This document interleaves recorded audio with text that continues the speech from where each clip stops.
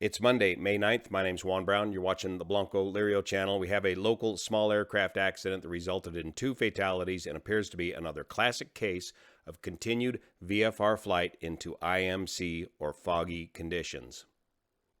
From the Aviation Safety Network, this accident occurred on the 6th of May. The aircraft involved is a Vans RV-10. Vans is a very popular experimental aircraft design company out of Oregon. This is the 4-seat version of the Vans experimental aircraft, all aluminum construction. This accident occurred on the Marin headlands. The departure airport was Sacramento Executive Airport. The idea was to do what's known as a Bay tour, more on that in a minute, a VFR tour of the Bay Area, the San Francisco Bay Area, and then proceed down to Half Moon Bay. The aircraft, an Aaron Apple experimentally built RV-10. Whenever you build an experimental aircraft, the builder becomes part of the title of the aircraft. The folks that owned this aircraft at the time of the crash had purchased this aircraft about 2 years ago from the Arizona area. Sustained substantial damage subsequent to impact with the terrain in the Marin headlands on a backcountry ridge north of Conzelman Road in Marin County, California. 2 fatalities. Heavy fog was reported at the time and may have been a factor to the accident. The airplane came to a rest nose first on a hill. The tail and fuselage were mostly intact, but the nose was impact crushed and the wings were impact damaged. Here on Catherine's report, we have photos of the accident aircraft shortly after the accident, showing the foggy conditions in the area. This is the classic marine layer from the ocean impacting the headlands there on Marin, very close to the Golden Gate Bridge. And you can see it's just like in the Kobe Bryant accident. It's a relatively thin layer, marine layer. It's only it's not very thick. You can climb out on top of this layer fairly easily. And then, of course, it usually clears up later in the day. Here's some weather observations from Half Moon Bay, their destination that they wanted to get to, showing about, anywhere from 3 to 9 miles of visibility, but overcast at 12 to 1,400 feet. Here it was even down to 3 miles mist and broken at 600 feet. So that's the marine layer. You've got about 1,000 feet and some marginal VFR or VFR conditions below the marine layer, but only about 1,000 feet to work with, 1,000 feet above the ground. The pilot's been identified as Michael Briar, and according to the FAA database, received his pilot's license in 2020, November of 2020. Private pilot, single engine land, and it appears that he was working on his instrument rating. Now here's the transcript from live ATC of the pilot's communication with air traffic control while attempting to get this Bay tour, as we call it, done. November 5-4 Mike Golf, NorCal approach. You up? November 5-4 Mike Golf is with you at 4,500 feet, descending 2,000 feet. Would like to do a quick Bay tour on our way out. So he's saying it on his way out from the Sacramento area down to the Bay Area. We'll look at it in the map and then pop out and go down to Half Moon Bay. November 5-4 Mike Golf, Roger, remain northwest of the Bay Bridge during your tour and outside the San Francisco Class Bravo airspace. Altimeter 3010 at Oakland. Advise when you have the weather at Half Moon Bay. And then later, 4 Mike Golf is going to head down to Half Moon Bay. Can we get a transition route there? That indicates to me that he's got some confusion about what the clearance he just received means as far as a Bay tour. The controller is telling him you can do your Bay tour, just remain away from the Bay Bridge and outside of the San Francisco Class B airspace. So the controller reads back, 4 Mike Golf for Half Moon Bay, remain outside the Class Bravo airspace. Can we go to Half Moon Bay, please? He's telling me, yeah, you can go. Just stay out of the Class B airspace. November 4 Mike Golf, Roger, remain outside the Class Bravo airspace. Outside Class Bravo, 5-4 Mike Golf.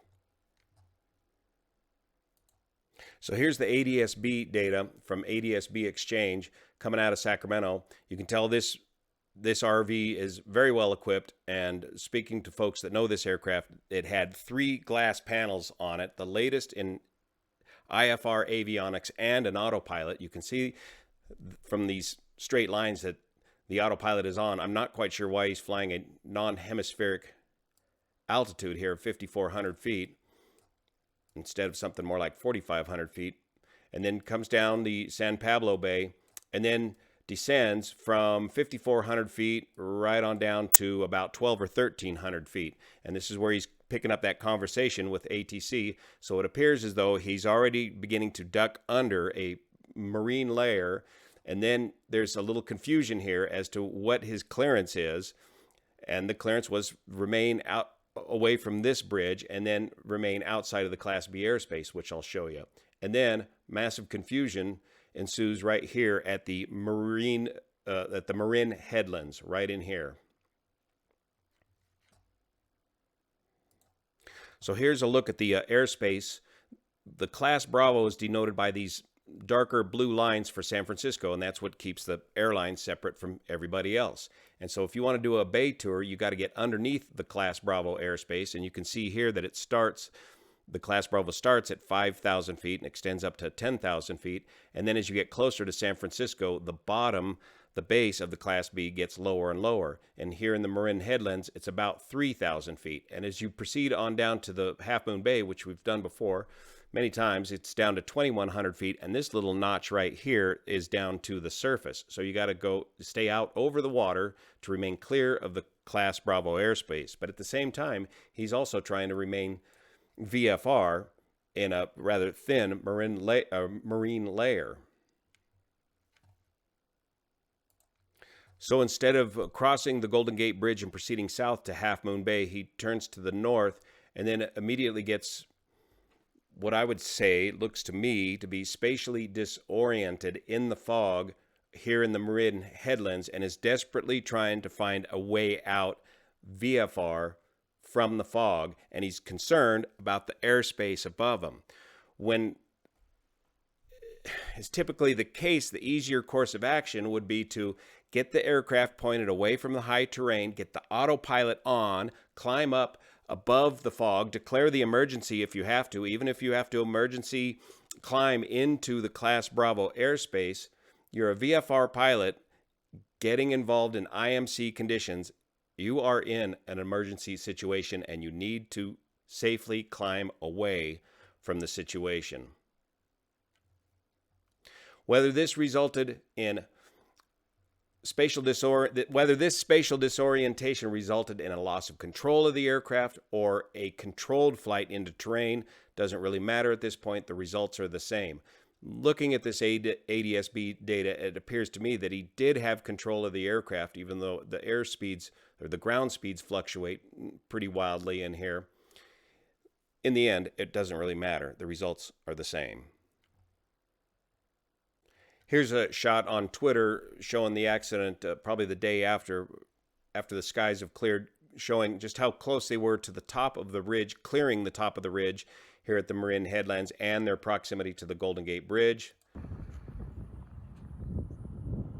as he pans out off to the right here. And there's the Golden Gate Bridge right there. There's a trend in aviation today, especially for new pilots, to get an airplane, and the first thing they want to do is spend a lot of money on the latest in flat panel avionics. These avionics are a tremendous aid in flying, VFR flying, but they're only as good as your training is, and if you have a plan of how to escape an IMC encounter while flying in VMC conditions or VFR conditions, in visual conditions, you need to have a plan to be able to quickly get the autopilot on and climb away from the high terrain. This is only an example. This is not exactly what the accident aircraft had on board the aircraft, but it was equipped with the latest in glass panel technology. As we go through our flying career and you study the accident rate versus hours flown, you'll see there's a tremendous likelihood of having an accident within the first couple of 100 hours of receiving your private pilot's license, and you're gaining experience. And then that probability goes way down. Then later on in your career, it kind of spikes up again. But each time this wave, the amplitude of this wave gets a little bit smaller as you gain more and more hours. The first couple of 100 hours after receiving your private pilot's license or your initial rating can be one of the most challenging parts of your aviation career. So you need to be aware of this as a new pilot, and you need to be aware that all the latest technology may lead you down the rosy path of destruction into a situation that you may not be ready yet to handle. Thanks so much for your support of this channel, especially the folks over on Patreon that make this content possible. See you here.